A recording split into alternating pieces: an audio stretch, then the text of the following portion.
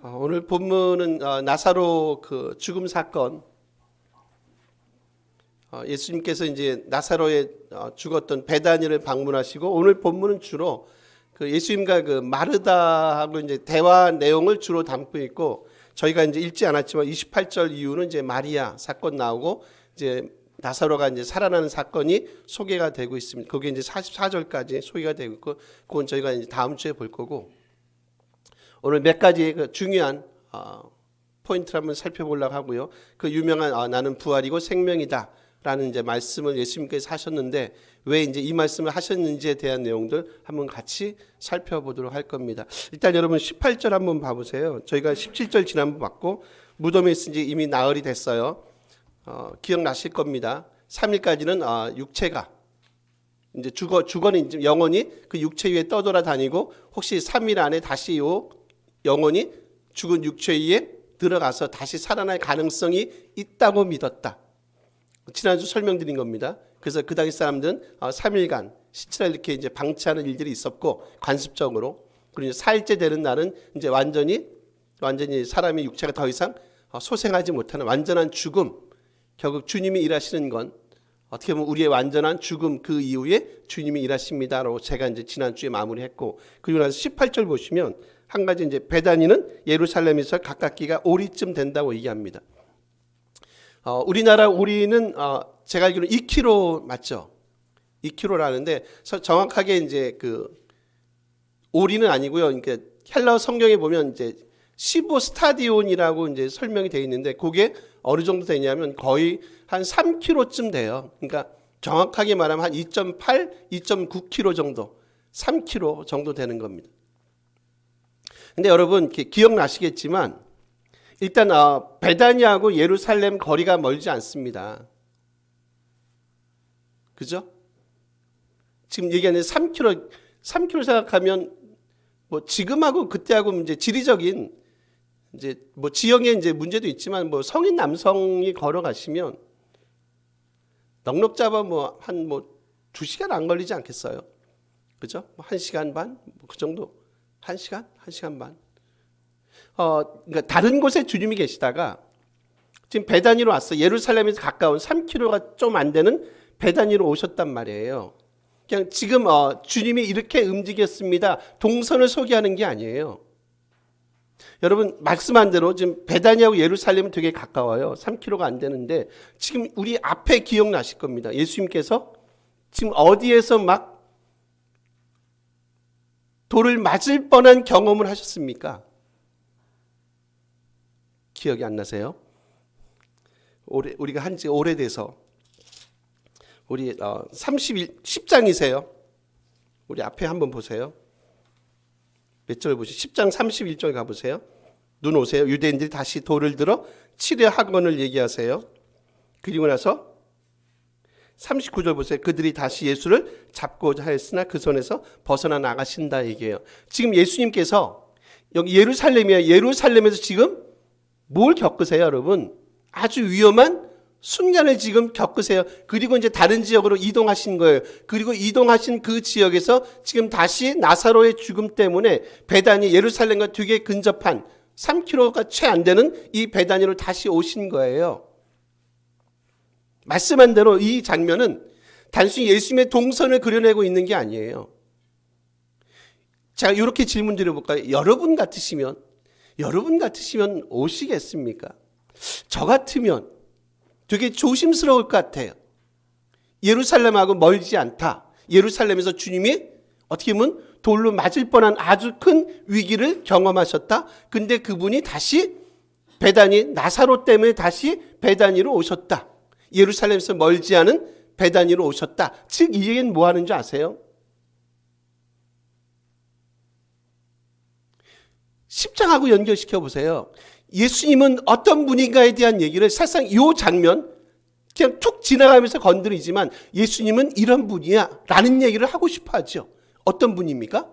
주님은 자기 양을 위해서 목숨을 버리시는 선한 목자가 되시는구나 라는 얘기를 사실상 이 얘기를 통해서, 이 스토리를 통해서 하고 싶은 거예요. 야, 나는 선한 목자야, 나는 양을 위해서 목숨을 버려에 대한 일종의 실증으로 지금 이 본문이 지금 마치 서론으로 들어가면서 지금 이런 말씀을 한다는 거죠. 참된 목자는 누구밖에 없다. 참된 목자, 선한 목자, 자기의 양들을 위해서 당신의 목숨을 버리시는 선한 목자는 이 땅에 누구밖에 없다. 주님, 그분밖에 없어. 너희들 그분만이 진정으로 너희들을 돌보고 케어하고 너희들과 늘 함께 하시는, 모세와 함께 했던 것처럼 주일학교 설교입니다. 여호수아와 주님이 함께 하실 거야. 그리고 그분이 지금 우리와 함께 하실 거야. 왜냐하면 그분은 우리의 삶을 책임지는 선한 목자이기 때문에 당신의 목숨을 담보로 잡혀가서라도 이 땅의 양들을 전혀 팽개치지 않는 선한 목자이심을 이 본문을 통해서 말씀하고 있다는 거예요.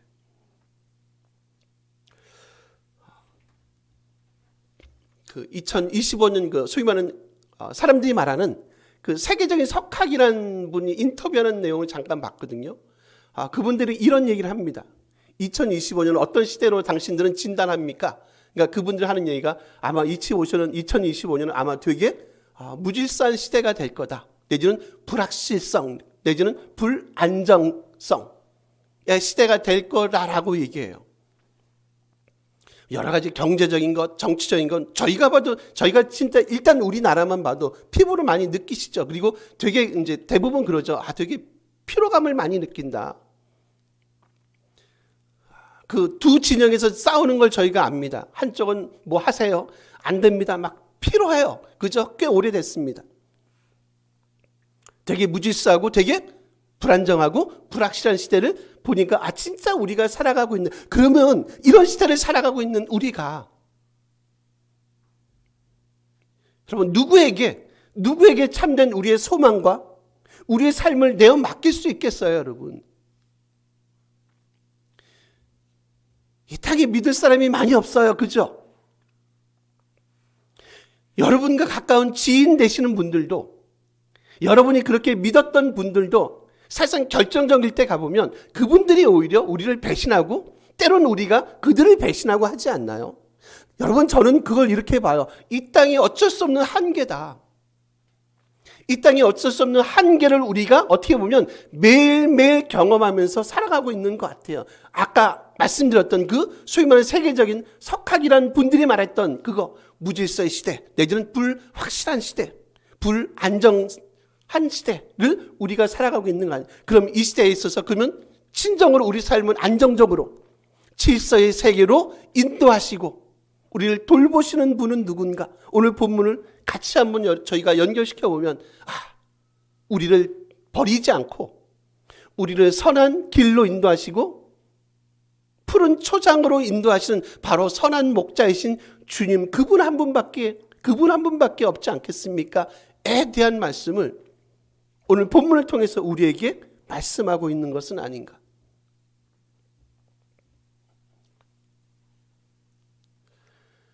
우리의 삶의 근거를 어디에 두고 계십니까? 우리 가정의 삶의 근거를 여러분 어디에 두고 계십니까? 2025년도 우리가 아마 이제 뭐 여러 가지 오가시면서 생각도 많이 하셨겠고 개인적으로 정리도 좀 하셨겠고 올해는 어떤 삶을 살아야지 우리 가정에 우리 아이들이 아마 그런 생각 많이 하셨을 것 같아요. 뭐 생각만큼 잘 이루어지지는 않는 건 그건 사실이지만 그래도 또 생각을 하는 거하고 아무 생각 없이 또 사는 거하고 또 이건 또 좀 스토리가 다른 것 같아요. 그래도 생각을 하시면서 그죠? 올해는 내가 뭐 직장에서 우리 가정이 우리 아이들이 뭐 경제적인 면도 마찬가지겠고 그런 부분에 있어서 정말로 올해는 이런 삶을 살았으면 좋겠고 진짜 내 삶을 주님께 올해 한 해는 좀 맡기는 그런 한 해가 됐으면 좋겠다. 좀 그런 좀 결단들은 좀 필요하지 않겠습니까? 우리 23절, 24절 한번 보실래요? 11장이십니다. 눈으로 오시면 이제 마르다가 이렇게 얘기하죠. 주님이 여기 계셨으면 우리 오라비가 죽지 않았을 텐데요. 23절 예수께서 얘기하십니다. 오라비가 다시 살아날 거야 말씀하세요. 그리고 24절이세요. 24절은 같이 한번 읽어주세요. 읽을 수 있습니다. 마르다가 이르되 마지막 날 부활 때에는 다시 살아날 줄을 내가 아나이. 마지막 날 부활 때는 다시 살아날 줄 압니다 라는 얘기를 지금 마르다가 합니다. 여러분 이게 뭐냐면 그러니까 이거는 이런 거예요. 그냥 그 당시 유대인들이 일반적으로 갖고 있던 마지막 날 부활 때 다시 우리가 살아날 거에 대한 유대인들의 일반적인 부활에 대한 생각들이세요. 그럼 여기서 제가 이제 좀 보고 싶은 것 중에 하나는 뭐냐면 여러분 지금 예수님께서 이 말씀을 하신 곳이 정확한 장소는 어디냐면 감람산이라는 곳이에요. 감람산입니다.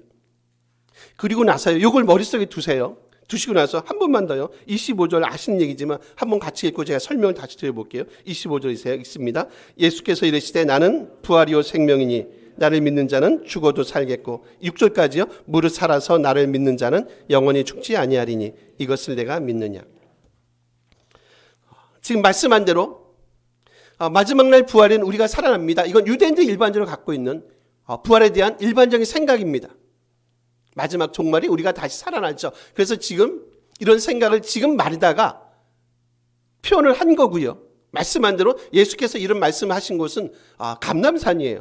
여러분 감람산이 어떤 산이냐면 일단 베다니하고 아주 근접한 베다니 바로 근접한 곳에 있는 산이 감람산입니다. 감람산은 있잖아요. 그 유대인들의 일단 생각이 있어요. 유대인의 생각이 뭐냐면 사람들이 이곳에서 죽은 사람들이 감람산입니다. 이곳에서 죽은 사람들이 메시아가 마지막에 오실 때 이곳에 임하시는데 이곳에서 죽은 사람들이 가장 먼저 부활할 거야 라는 생각을 갖고 있었던 게 유대인들이에요. 메시아가 임하실 때 감람산 이쪽에서 임하시는데 이곳에서 죽은 사람들이 가장 먼저 부활할 겁니다 라는 생각, 그런 기대감을 갖고 있었던, 그리고 그걸 진짜로 믿고 신뢰했던 사람들이 누구냐면 유대인들이에요. 그래서 여러분 감람산 기슭에 가시면 거기에 무덤이 많이 있다고 얘기합니다. 제가 지난번에 지금 이런 말씀을 드리면서 약간 언뜻 그런 느낌이 있는데요. 제가 한번 말씀드렸던 기억이 나는 어렴풋이 맞습니까? 기억 안 나세요? 학교에서 했나? 그래서 이 감람산 기슭에 보면 무덤이 많대요. 이건 진짜입니다. 왜 무덤이 많은지 아세요? 지금 이것 때문에 그래요. 메시아가 오시면 이곳에 죽은 사람들이 가장 먼저 뭐 할 거다? 가장 먼저 부활할 것입니다 란 그들의 기대감 때문에 그래요. 되게 재밌죠. 그래서 유대인들은 이 감람산을 뭘로 생각한 줄 아세요? 죽은 생명을 살리는 하나님의 능력 있는 산을 뭘로 생각했냐면 감람산.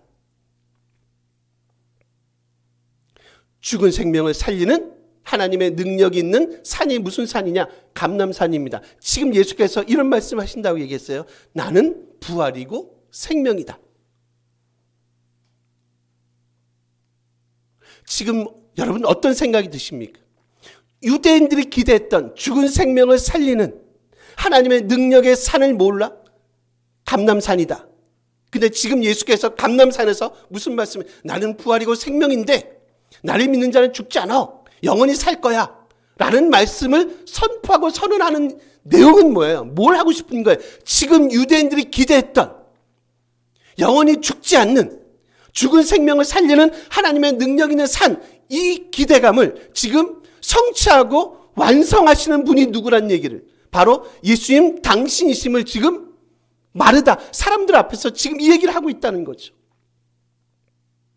너희들이 구약에서 내지는 유대인들 너희들이 그렇게 기다려왔던 그 기대를 충족시키는 분이 누군지 알아? 바로 나야 라는 얘기를 지금 25절 26절 말씀을 통해서 얘기하고 있다는 거예요. 좀 정리가 되세요? 어렵나요?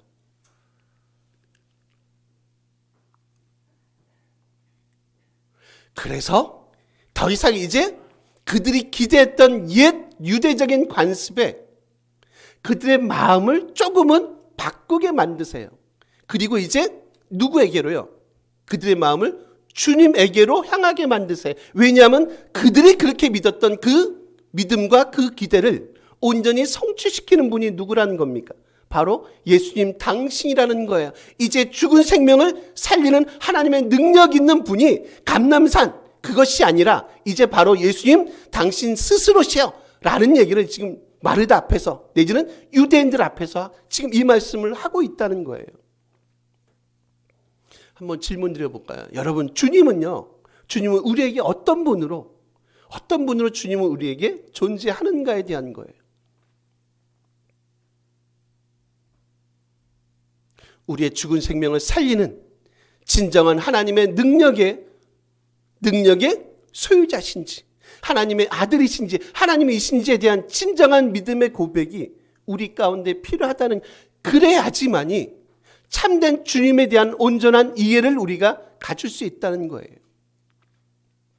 아까 말씀한 대로 24절 봤어요. 마르다, 제가 눈 와보세요. 마르다가 마지막 날 부활 때, 지금 마르다가 초점을 둔 것은 뭔지 아십니까? 언제 마지막 부활을 본 거예요? 마지막 날, 이 땅의 끝이 올 때. 근데 25절과 26절을 통해서 주님이 하신 건 좀 달라요, 여러분. 여기 안에는요, 두 가지 종말이 여기 지금 고스란히 녹아져 있어요. 보통 학자들은 이거를 두 가지로 얘기해요. 첫 번째 뭐냐면 실현된 종말이라고 얘기해요. 두 번째는 말 그대로 미래 마지막 종말이에요. 그러니까 종말을 여러분, 그러니까 하나님 나라에 대한 온전한 이해를 위해서는요, 지금 마르다가 고백했던, 그리고 유대인들이 고백했던 마지막 날에 그때 당연히 우리가 부활하죠라는 것은 부활에 대한, 그리고 종말에 대한 온전한 이해가 아니라는 거예요. 종말은, 부활은 몇 가지 측면이 있다고요? 두 가지 측면이 있다는 거예요. 당연히 마지막 날에 부활이 있죠. 저희가 부활해요. 그리고 육신을 입을 거예요. 그리고 마지막 그곳에서, 하늘나라에서 어딘지 아직은 모르지만 그분과 영원히 살 겁니다. 이건 마지막의 부활입니다. 종말의 부활이고요. 근데 또 다른 부활이 있단 말이에요. 종말이 있단 말이에요. 그게 뭐라고요? 실현된 종말. 그게 뭡니까? 지금 이 땅에서 하나님 나라의 삶을 살아내는 거예요. 미래만 있을 것이 아니라 지금 이 땅에서. 그래서 실현된 종말이라고 얘기한단 말이에요. 뭐를 통해서 이런 걸 느낍니까? 여러분의 믿음을 통해서 이미 이 땅에서 하나님 나라가 우리 삶 가운데, 이 교회 가운데, 이 공동체 가운데, 이 나라와 이 민족 가운데 하나님의 놀라운 그 구원과 축복을 지금 이곳에서 우리가 맛보면서 살아갑니다. 요 두 가지 측면을 저는 놓치지 않았으면 좋겠어요. 너무 우리의 삶을 여러분 미래로만 밀지 마세요. 그래, 마지막 그분이 오시지. 지금 이 땅은 너무 고통과 너무 눈물밖에 없어. 맨날 지지 짤고 지지 궁상 떨고 그렇게 하지 마세요. 그렇게 하지 마시고요. 지금 이곳에서 뭐를 맛보시라고요? 이미 도래한 하나님 나라의 맛을 지금 이곳에서 맛보시라는 겁니다. 이 두 가지를 여러분 균형을 맞추셔야 돼요.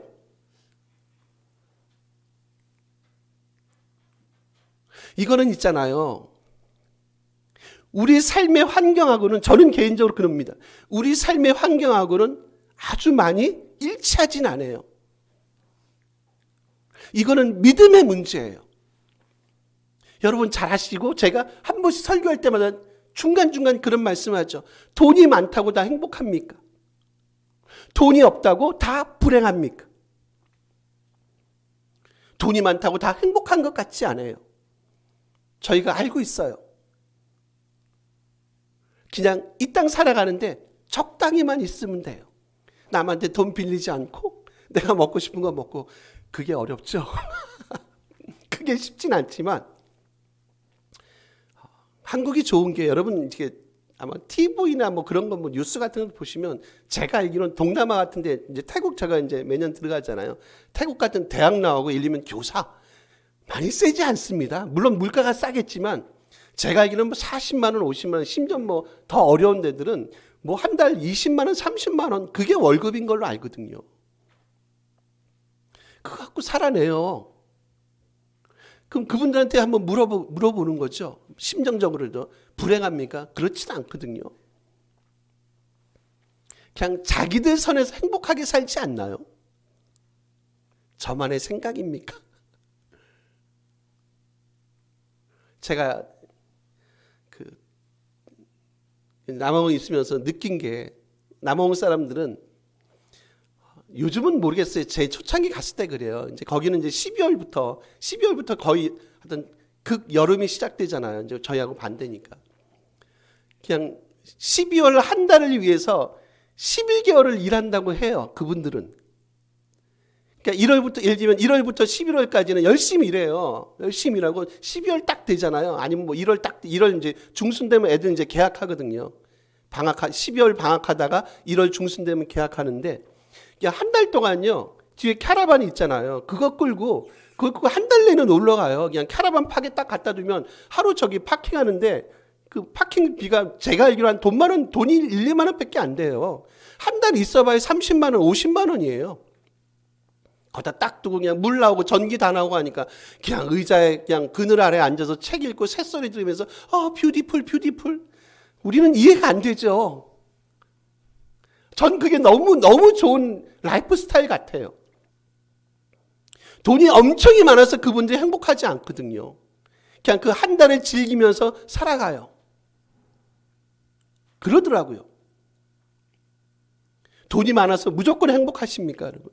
돈이 없으니까 무조건 불행하십니까? 그렇진 않거든요. 외국 많이 다녀보진 않았습니다. 우리나라 같은 나라가 많이 없죠. 가는 곳곳마다 뭐가 있습니까? 데크가 있습니다.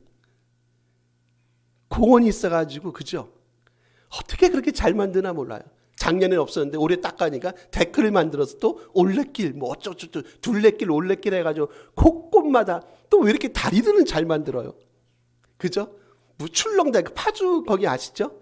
거기 제가 알기로는, 제가 거기 사는 분 얘기에 의하면 거기 아무것도 없었대요, 진짜. 그냥 누구도 거들떠보지 않는 그 땅에 다리가 하나 딱 낚시니까 여기가 완전히 관광 명소가 돼버린 거예요. 곳곳마다 다리도 많고요, 데크도 많고요. 살기 좋은 나라입니다.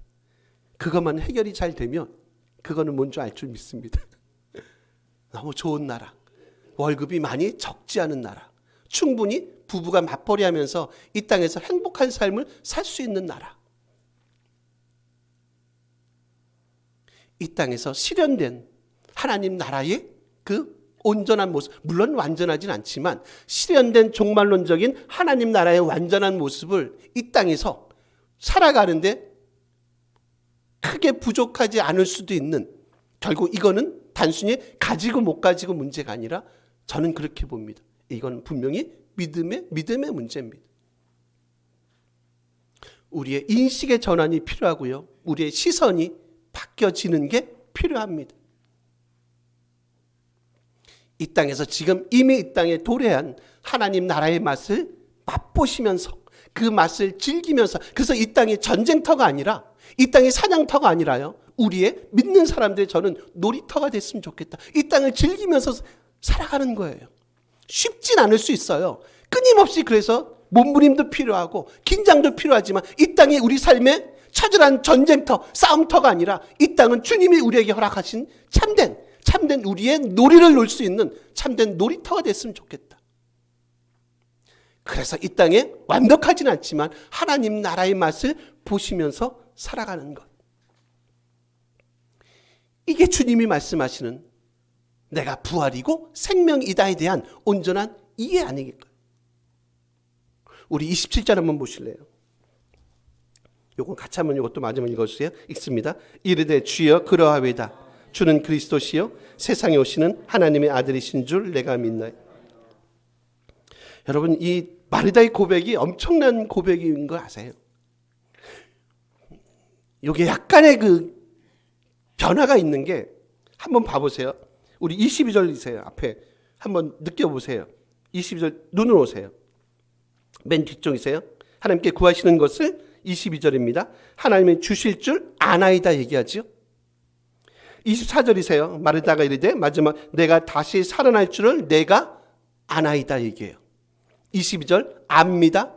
24절 압니다. 27절에서 보시면 약간의 뭐가 있어요? 변화가 있죠. 뭐가 있습니까? 믿는다라고 얘기하죠. 두 번에 걸쳐서 22, 24절에 내가 압니다. 내가 압니다로 지금 마르다가 반응하다가 27절 저희가 읽었던 마지막 당신은 그리스도고 세상에 오신 하나님의 아들이신 줄 내가 믿습니다. 내가 믿는다로 그의 생각, 그녀의 생각이 전환이 돼요. 어떤 생각이 드세요? 이제 안다라는, 저는 안다라는 것을 여기서는 정보로 생각을 해봤어요. 안다라는 정보에서 이제 뭐예요? 믿는다라는 개인적인 신앙의 고백애로 전환이 돼가는 지금 마르다의 이 고백을 저희가 볼 수 있거든요. 예수님을 믿는다는 건 단순히 어디에 머무르지 않습니까, 여러분? 단순히 정보에 머무르지 않아요. 내가 예수님을 잘 알지. 거기에 머무르지 않는 것 같지 않으세요? 내가 예수님을 안다는 것은 사실상 아는 차원을 넘어서서 정말로 그분이 그리스도시고 하나님의 아들이신 줄을 내가 아는 게 거기서 멈추는 게 아니라 그 알을 넘어서서 내가 정말로 그분이 그렇습니다 라고 하는 믿음의 고백, 뭡니까? 즉 개인적인 증인의 삶 내지는 개인적인 제자의 삶의 그 지경까지 내가 이르겠습니다라는 철저한 신앙의 고백을 우리들 가운데 필요로 한다는 거죠. 요즘 사람들의 문제가 뭔지 아세요? 요즘 사람들은요 사색을 하지 않는데요. 뭐 하는 줄 아세요? 요즘 사람들은 말장난하는 겁니다. 사색을 하지 않고요 검색만 한대요.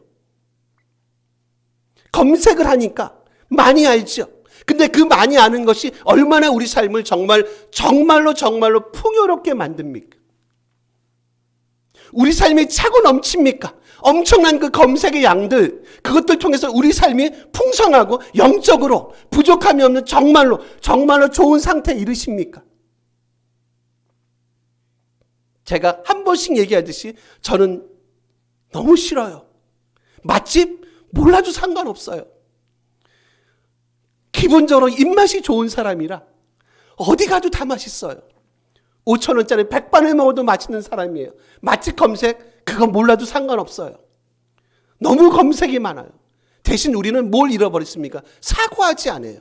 생각하지 않아요. 믿음이 없어요. 이 시대에 저는 문제라고 봐요.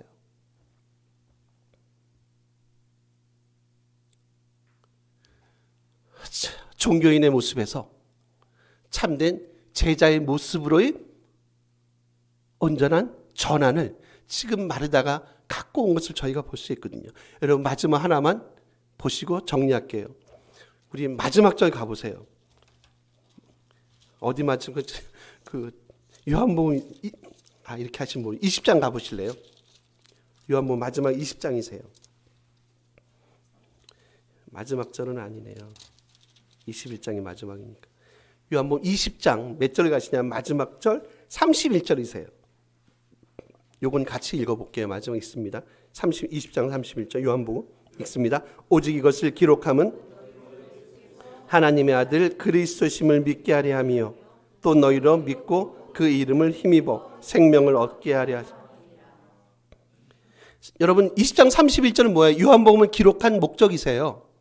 기록한 목적이 뭡니까? 예수님께서 하나님의 아들이시고 그리스도이심을 믿게 하려 한다 얘기하죠. 생명을 얻게 한다 얘기해요. 지금 우리가 봤던 거 27절 보세요. 마르다 얘기하면 주여 그러하옵니다. 주는 그리스도시고 세상에 오시는 하나님의 아들이신 줄 내가 믿습니다. 여러분 어떠세요? 20장 31절과 거의 틀리지 않죠. 주님은 그리스도시고 하나님의 아들이심을 내가 믿습니다라는 이런 아직은 저는 완벽하지는 않다고 봐요.